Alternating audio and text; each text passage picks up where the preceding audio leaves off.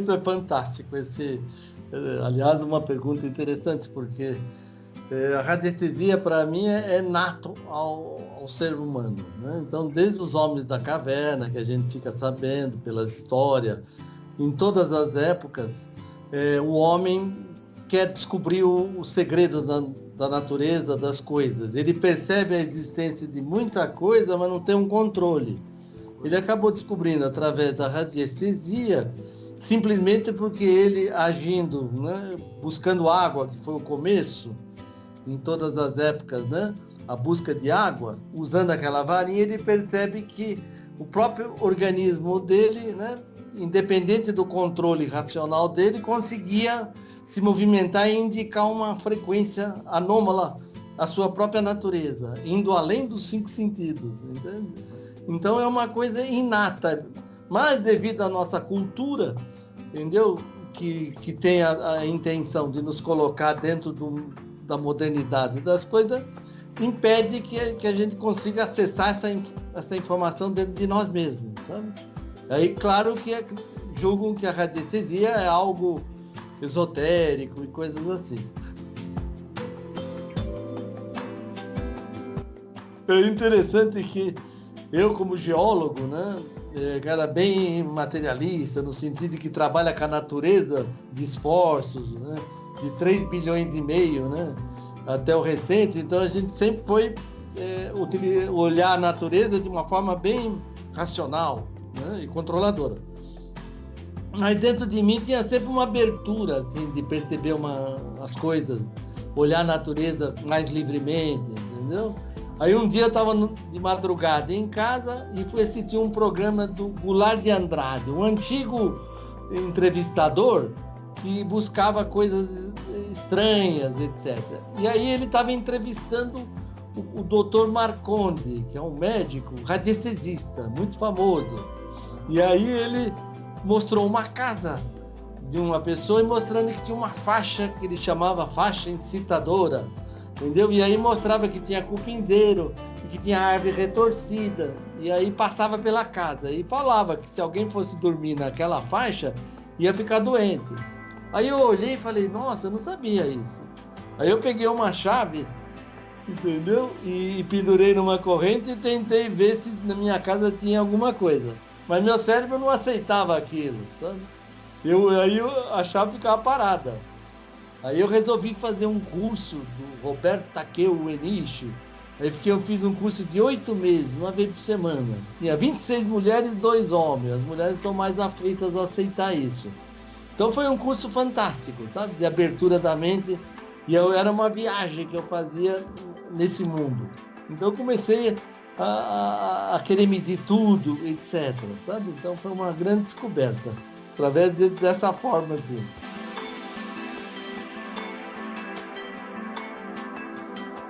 Certo, isso é uma coisa interessante, né? Porque as ondas que a gente considera nocivas podemos ser divididas em dois tipos fundamentais, que a gente chamaria as radiações eletromagnéticas não ionizáveis e as radiações eletromagnéticas ionizáveis.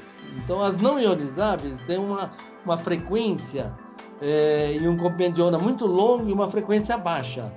Então elas não têm a capacidade assim de destruir no nível celular, entendeu? E afetar internamente o organismo, mas estressa as pessoas que moram nas radiações não ionizáveis, que a gente chama assim, porque não ioniza os elétrons dos átomos, por isso chama não ionizáveis, entendeu? Então ela não coloca uma energia nos elétrons, não tem força.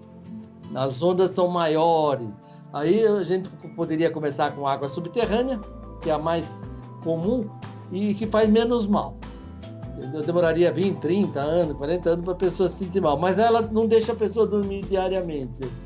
Ela, de alguma forma, atrapalha a sua psique das pessoas, sabe? Você pegaria quebra de rochas. Então, as zonas tectônicas, quebra de rochas, já tem uma potência 1 milhão de vezes mais que a água, vamos dizer assim, para comparar. Então, ela é muito mais forte. Entendeu? Então isso é um aspecto que, se a pessoa tiver uma descontinuidade geológica, a energia que vem equilibrada sofre reflexão, refração e muda a frequência, acelerando a frequência do meio ambiente, que é maior que a nossa frequência.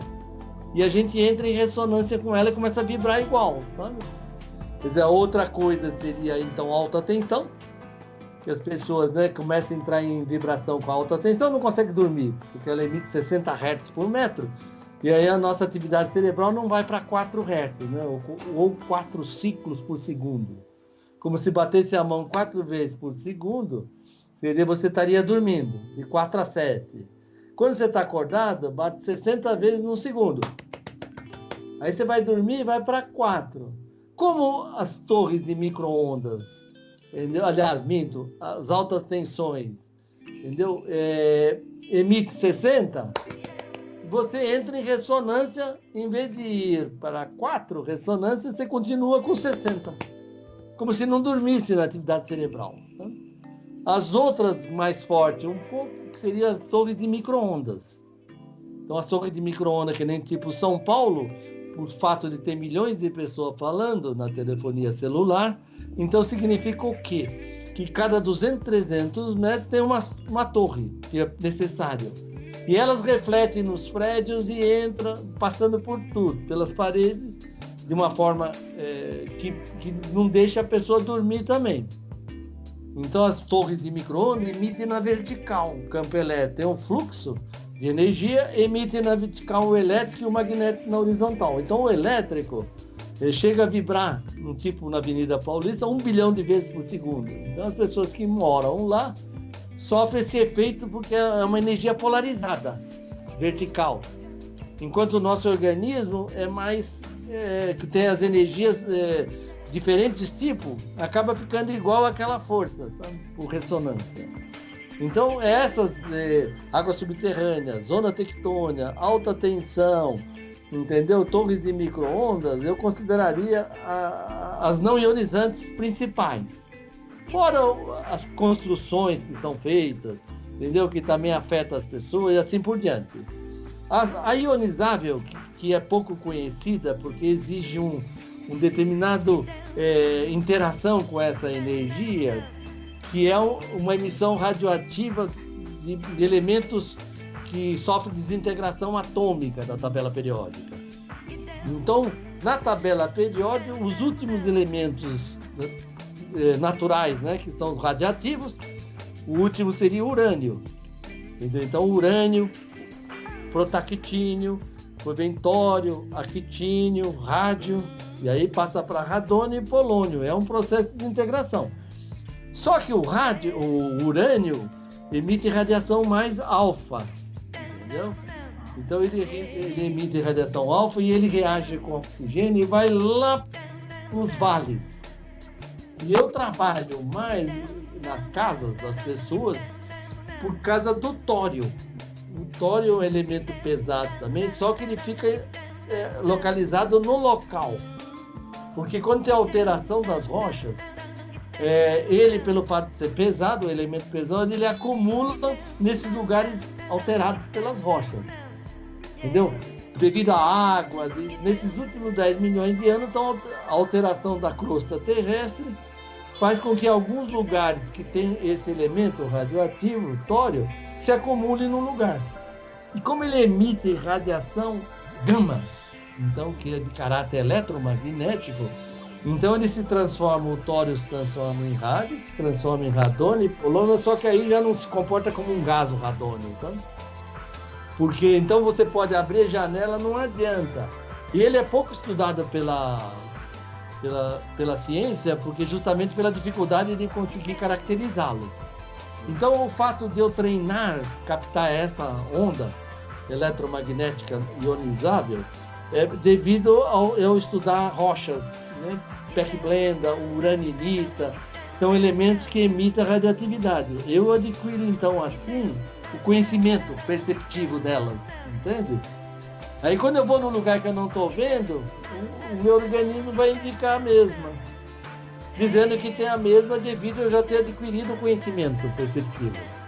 Então por isso que eu crio muitos gráficos, todos eles foram praticados, entendeu? E adquiriram o conhecimento de cada tipo de anomalia.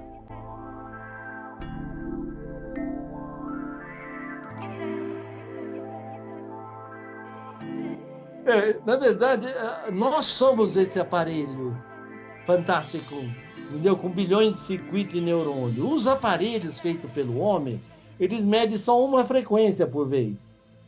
E ele tem ali uma espécie de um indicador, e ele vai e indica. Vamos supor assim que você pegue um magnetômetro, certo? E se eu andar com o magnetômetro numa casa, ele vai medir que tem campo magnético lá, certo? Pelo fato dele ser absoluto, ele mede qualquer coisa que tiver. Se tiver ali um cano enferrujado, se tiver uma parede emitindo magnetismo, ele vai emitir, sabe? Entendeu? Então, nós conseguimos perceber toda uma realidade, entendeu? Pegando os campos magnéticos e elétricos, de forma não, como chama? Não absoluta, mas de forma relativa. Então eu, como um ser biológico, capto do outro ser biológico o que esse outro ser biológico está sofrendo. Porque é como se eu fosse um instrumento vivo. Entendeu? Então, a maior parte dos instrumentos feitos pelo homem, né, em geral da ciência oficial, eles medem aquele valor. E muitas vezes está indicando um alto valor, eu vou ver, não, é só um cano enferrujado. Ele não consegue dar diagnóstico. Entendeu? Os aparelhos são assim, eles são matematizados, eles não pegam o que está emitindo, a média, eles não selecionam, e nossa mente seleciona. Eu posso pegar um cano furado que está a 1 metro de profundidade através da radiestesia e posso pegar água a 400 metros de profundidade, meu cérebro consegue separar. Entendeu? Eu não pego as coisas intermediárias, eu pego aquilo exatamente que eu quero, porque então a nossa mente quântica, entendeu? Tem uma capacidade de suprir tudo que é necessário, pegando as coisas débeis, né? Muito poucas. As radioatividades muito fortes, então sim, eu usaria contador Geiger, etc. Mas essa quantidade que eu pego de radioatividade é tão pequena que nenhum aparelho pega. Só nós que somos um aparelho de 10 milhões de dólares, não os aparelhos de 50 mil dólares.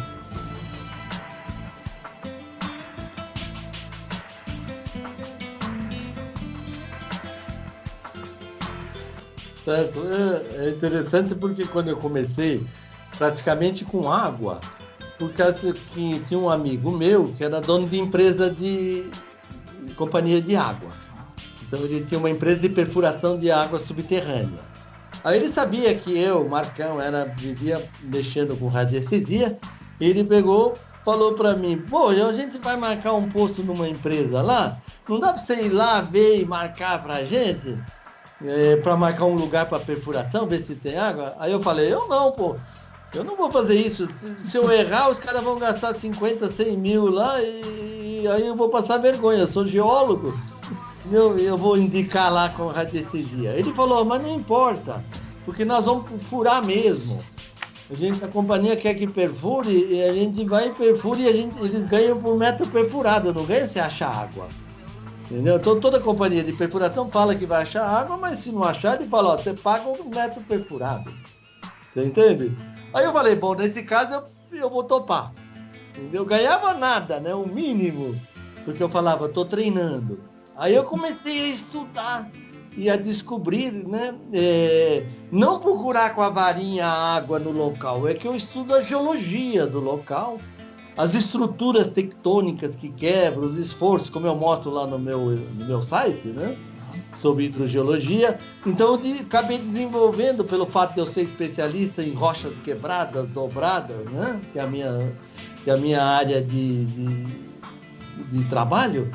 Então, aí eu comecei a descobrir o lugar de perfuração que era numas fraturas, cuja água, a fratura que é um plano em pé, como se fosse um plano em pé, olhando de cima é como se fosse uma linha, né? E aí eu descobri que essas fraturas tinham quilômetros e a água vinha das montanhas, entendeu? E ali aquele lugar daquela fratura que eu procurava é a que quebrava e abria. É a que acumularia água. Em vez de eu procurar água, eu procuro o local onde ela se aloja. Entendeu? E aí, desenvolvendo, depois que eu achava o local com o dual rod abre e fica paralelo à direção da fratura. Aí eu percorri ela fora do local da empresa, por quilômetros de um lado e do outro, isso no começo, entendeu? E aí quando eu marcava a perfuração, comecei a acertar muito a água, entendeu?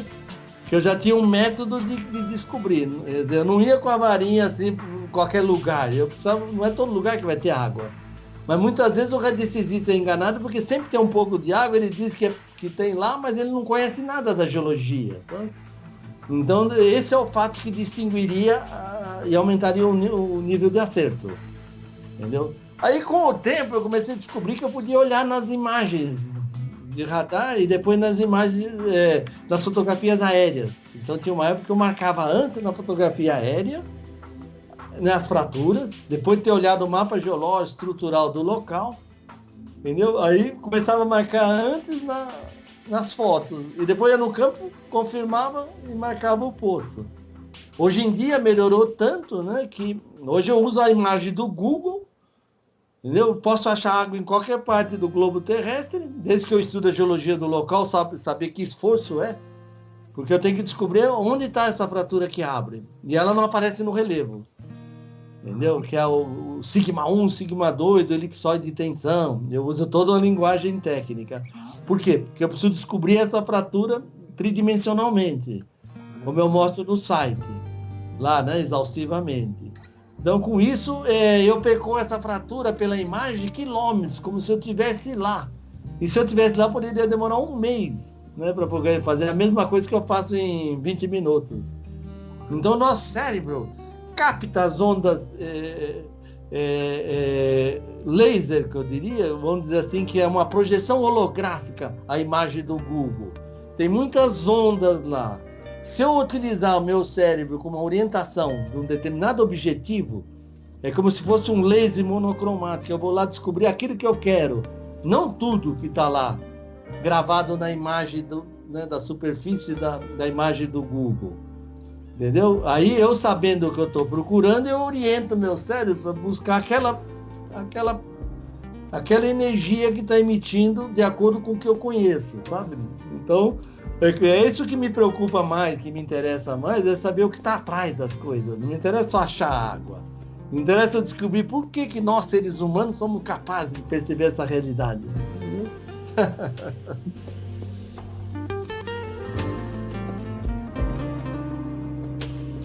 Certo, isso que é uma consequência. Como eu trabalho com os ambientes, quer dizer, quando as pessoas me chamam, é por indicação. Quer dizer, eu não faço nenhuma divulgação, porque sempre é um assunto delicado, né? Porque eu vou fazer um trabalho de mudança de energia do local. Né? Aí eu descobri, pelo fato de eu vir estudando nesses últimos 25 anos geometria de proporções harmônicas, né? Que é denominado de geometria sagrada, eu comecei a perceber que se eu entrar num local, que nem um tipo Igreja São Bento, alguns lugares que tem uma geometria de proporções harmônicas, lá dentro desses locais anula todos os efeitos da anomalia que estão fora. Aí eu falei, ué, que força!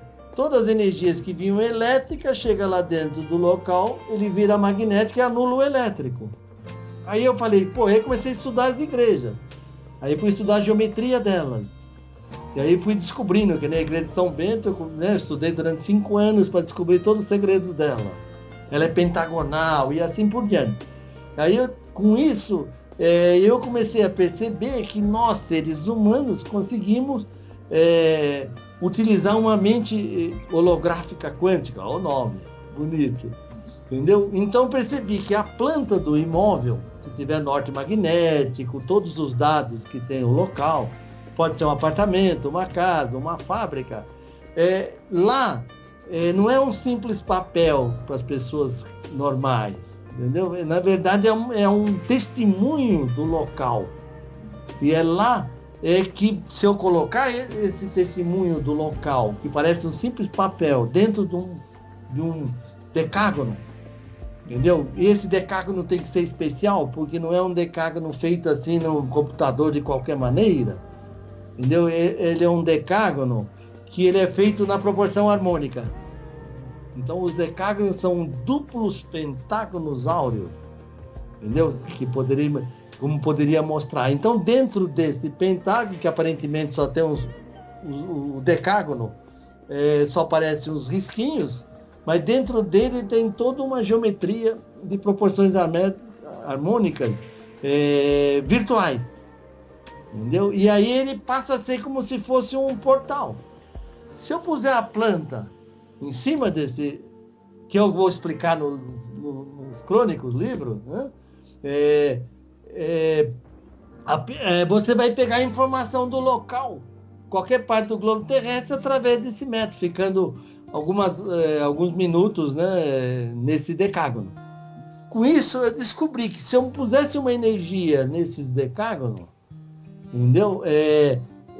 Eu poderia mudar essa realidade que estava lá naquele local, desde que eu mudasse aqui. Entendeu?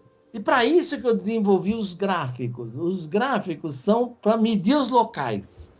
Só que em vez de eu pegar o pêndulo e ficar perguntando, aqui tem água, aqui tem zona tectônica, o pêndulo diz sim, diz não quer dizer nada. Entendeu? É muito empírico. Aí eu crio as perguntas. Entendeu? Criam todas as perguntas que já estão formuladas nos próprios gráficos. Então, quando eu for no local, eu já sei exatamente o que eu vou perguntar. Eu não vou lá para adivinhar. E não vou lá para que o local me conte sem eu usar um método para que ele conte, sabe? Entendeu? E aí eu fui desenvolvendo.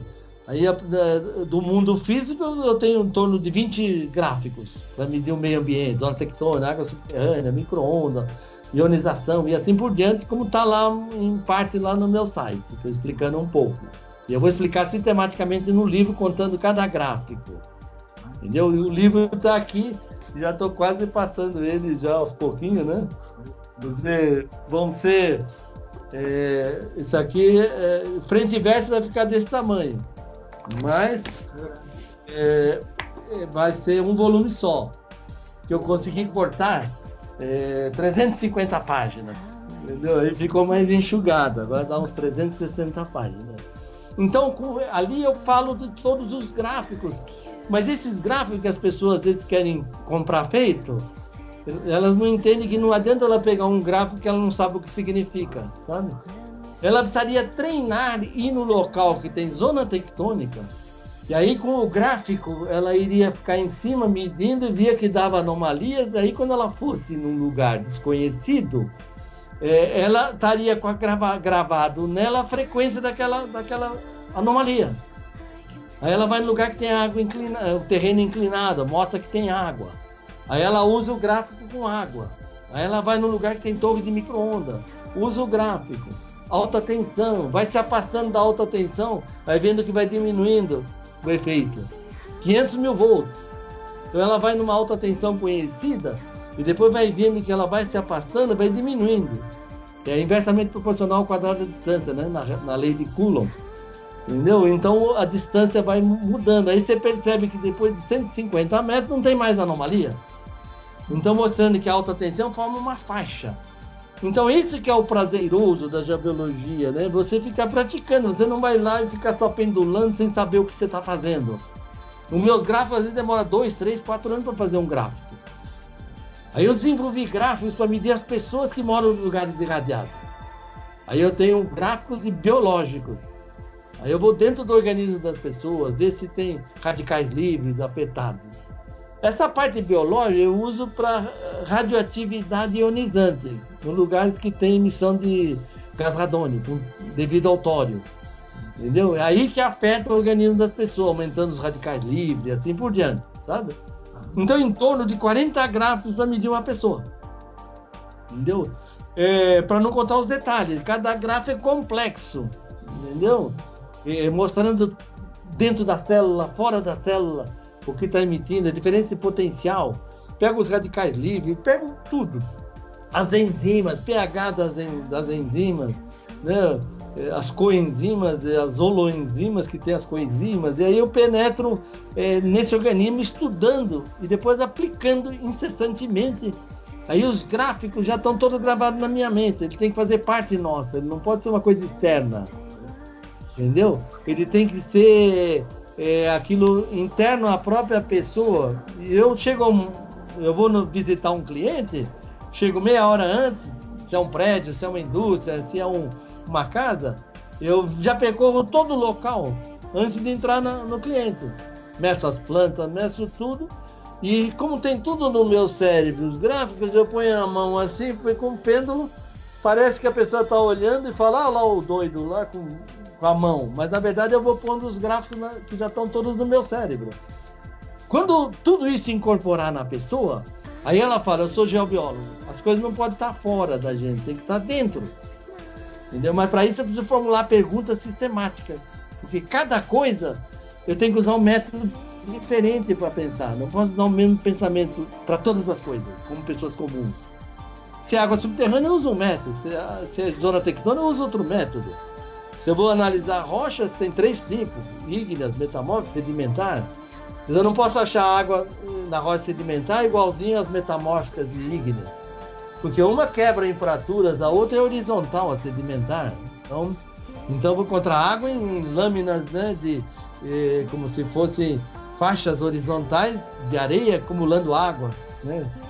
E separada por 2 camadas impermeáveis em cima e embaixo. Então você fura ali e encontra água, mas na horizontal, como um livro deitado. Enquanto as fraturas que eu procuro nas rochas cristalinas, ígneas e metamórficas, o livro está em pé.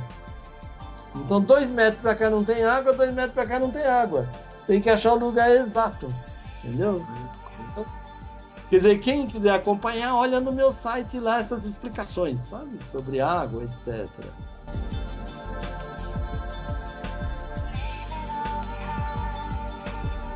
Sim.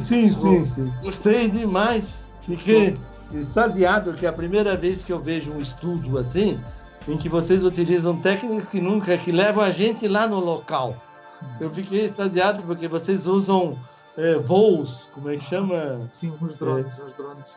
Com os drones, e aí de repente eu falo, nossa mãe, aqui dá para eu medir tudo. Eu fiquei muito extasiado, até conversei com o Serginho, que participou, entendeu? Falando, você acertou lá. Falei, de fato lá no Croneleng, entendeu? Que eu não sei bem os nomes, como é que pronuncia. Lá de fato é branco magnético em toda a área cercada, enquanto que lá na ANTA, entendeu? Que é o outro lado, aquele sepulcro antigo, ele de fato está emitindo uma energia que vocês não estão pegando, porque ali está emitindo magia, entendeu? Mas o cruzamento que vocês fizeram das linhas laser lá estava indicando azul magnético, de fato bateu o que vocês estão fazendo. Aí eu fiquei extasiado. Aí eu teria que dar uma sugestão para vocês, né? Quando fala que tem uma linha lei, essas linhas lei não são uma linha só assim, ela é uma linha meia, entendeu? Formando uma meia sinuosidal dual. Entendeu? Então o que seria interessante, uma sugestão futura, vocês vão pegar 2 locais sagrados, hoje em dia tem as imagens do Google, que é uma maravilha, e você pegando a série de imagens do Google, entre esses 2 espaços, entre 2 locais sagrados, e aí vocês vão pendular lá, utilizando, descobrir se a linha passa ali mesmo, nesse percurso intermediário, para você falar, aqui é uma linha mesmo, ou não. Por que ela desapareceu aqui? Outra sugestão para vocês criarem os gráficos de pesquisa, em vez de ir lá assim, perguntando para o Pedro, isso aqui tem tal coisa, é vocês estudarem os lugares sagrados que já tem uma bibliografia, entendeu? E inventar e criar os gráficos. Que vocês vão fazer as perguntas antes de ir no local. Entendeu? Então esses gráficos iriam fazer com que você fizesse as perguntas de forma sistemática. Entendeu? Usaria também os pêndulos, né? Hebraico quadrado antigo, né? Um joguinho, né, de Jean de la Foi, entendeu? Que é a magia básica. Aí vocês vão descobrir se ele está emitindo também, que foi magiado o local com informações e que ficou gravado nas rochas, entendeu? Nos minerais das rochas.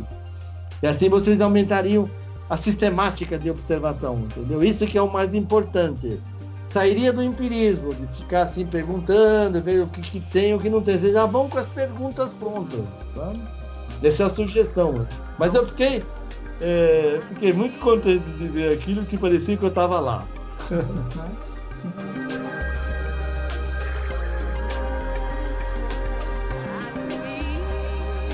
Aí eu acho que eles têm que começar a aprender a medir. As pessoas não medem, entendeu? Eu tenho visto que muitos radioativos, tem mais de 1000 sites de geobiologia que eu tenho visto na internet, até onde eu aguentei assistir e ver. Mesmo os franceses, mesmo os ingleses, eles ainda continuam usando uma linguagem de radiestesista, assim, no tipo do começo do século, modo nem ofendendo. Perguntando sim, não, bom, ruim, sabe? Aqui tem uma coisa. Eu vou na imagem que a pessoa está falando que ali tem um cone emissor lá, eu não sei como é que é o nome que fala, um cone assim, eu vou lá e digo, ué, não tem nada. Aí as pessoas estão olhando uma coisa, aí eu tenho visto tanto no francês, das partes do mundo, todos vão meio empírico, entendeu? Vão procurar água cavalinha lá, mas não estuda geologia, não sabe temperatura, entendeu? E vai lá e indica. Claro que acerta, não tô questionando a capacidade, mas o método é fundamental. Ele tem que sair de ser um ser humano normal e falar, eu vou estudar tal coisa, então com isso, se eu vou estudar água subterrânea, eu tenho que saber mais coisas. Mas se eu for estudar pessoas, eu tenho que estudar mais as coisas. Eu não posso usar aqueles gráficos de livros comprados, que são úteis quando eu sei. Às vezes você pega um gráfico que tem fígado, rim, coração, etc. Não tem esses gráficos assim? E aí, o que acontece? O cara vai lá e pendula assim. Você está com problema no fígado. Aí eu falo, mas onde é o fígado? Ele fala, sei lá, o pêndulo disse que é fígado. Muitas vezes não está mentindo que é o fígado. Só que acontece que pode ser o coração o problema. E está afetando o fígado diretamente. Como ele não conhece nada de corpo humano, ele fica pendulando em gráficos aí que ele nem sabe o que é. Todo mundo quer pular etapa, ninguém quer estudar profundamente, entende? Por isso que meu livro vai ficar no sebo lá, ninguém vai ler, porque eu vou pegar que a pessoa tenha que ler um pouco para usar os gráficos, entende? Por isso que o livro é grosso. Cada gráfico eu explico com 5 páginas. Para ele penetrar nas entranhas daquele gráfico. Ele não pode ficar usando, pendulando em tudo quanto é gráfico que já vem pronto. É que as pessoas gostam de pegar coisa pronta, elas não gostam de enfrentar isso aí no campo. Por isso que eu sugiro assim na régua Bovie, para começar com ela de novo. Mesmo às vezes um velho radiante fala, o cara tá querendo brincar. Eu tenho visto que as pessoas fazem uma bagunça desse gráfico aqui. Tem pessoas que falam que ele foi para 3.000. A pessoa, depois a pessoa foi para 10.000, não muda nada, 3.000 é fungo, nenhum ser humano pode ter 3.000 angstrom, entendeu? 1.000 angstrom seria vírus, de 2.000 a 5.000, fungos. Nós, todo ser humano, estamos acima de 6.500, em média de 7 a 8.000 angstrom. Entendeu? A pessoa nasceu com 7.000, vai morrer com 7.000, até com 90 anos. Se ele sofrer um lugar que está irradiado, ele começa a acelerar. Aí de 7.000 passa para 6.000, morando no lugar radiativo, vai até 5.200. Mas ele não pode passar de 5.000. 5.000 ele já está com, se tiver lugar com radioatividade, 5.000 já é leucemia mieloide, câncer, Alzheimer e assim por diante. Entendeu? Se ele não sabe usar o gráfico, que para cima de 6,5 é magnético, para baixo é elétrico. Entendeu? E as pessoas inventam os gráficos, usam o gráfico de Bovie, né? Que uns falam que é Alfredo Bovie, outros falam que é Antônio, mas o Antônio Rodrigues diz que é Alfredo, então ele pesquisa. Então, em todo caso, esse gráfico aqui, que é um simples gráfico, mesmo assim a pessoa precisa saber o que está fazendo. Então, eles não podem ficar se pendulando e inventando gráfico, né? Falando, mas no meu gráfico foi para 3.000. Eu falei, então você inventou um gráfico. Não é mais Bovie. É o gráfico Maria, gráfico João. Entendeu? As pessoas não querem estudar o que significa esse gráfico, que são comprimentos de onda. Quando diminui o comprimento de onda, aumenta a frequência. É uma ferramenta que todo radiestesista que quer ser geobiólogo deve treiná-la bastante. Porque ela seria a ferramenta básica de a gente determinar. No entanto, não é suficiente para você determinar, porque alguma coisa pode indicar 1.000 angstrom e ter forças diferentes forças. Uma água subterrânea pode indicar 1000 angstrom, entendeu? Em compensação, uma zona tectônica também indica 1000 angstrom. No entanto, a zona tectônica é extremamente mais poderosa. Entendeu? Se eu usar só o Bovie, ele não é suficiente para me dar o diagnóstico completo de cada realidade. Entendeu? Porque uma é mais poderosa. Entendeu? Pode estar indicando o mesmo valor no Bovie, mas eles têm forças diferentes. Enquanto que a radiação tipo ionizante, que é o gás radônio, ele tem um comprimento de onda menor ainda, chegando a 2 milímetros da régua, chegando a 40 angstrom. Por isso que quando chega no 1000, eu uso a régua de baixo. Quando chega no 100 da régua de baixo, eu uso a de baixo, de 100. Então, para chegar a 40 angstrom, eu vou usar essa terceira régua aqui. Entendeu? Quando eu pego o lugar que tem gás radônio, porque tem um comprimento de onda muito pequeno a onda. Então, para usar esse gráfico aqui, eu teria que usar gráficos paralelos para indicar cada coisa própria daquilo que eu estou medindo. Então, por isso que não se pode usar um gráfico por vez. Por isso que eu uso muitos gráficos para diminuir a possibilidade de erro.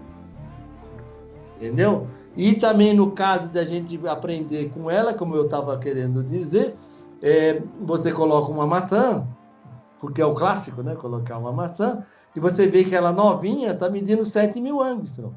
Uma semana depois ela já está com 6.500, entendeu? Ou seja, está acelerando, aumentando a frequência, diminuindo o comprimento da onda. Então no Bovie está diminuindo a onda. Quando chegam 2 semanas que está a maçã fora da geladeira, ela já está com 5.500 angstrom.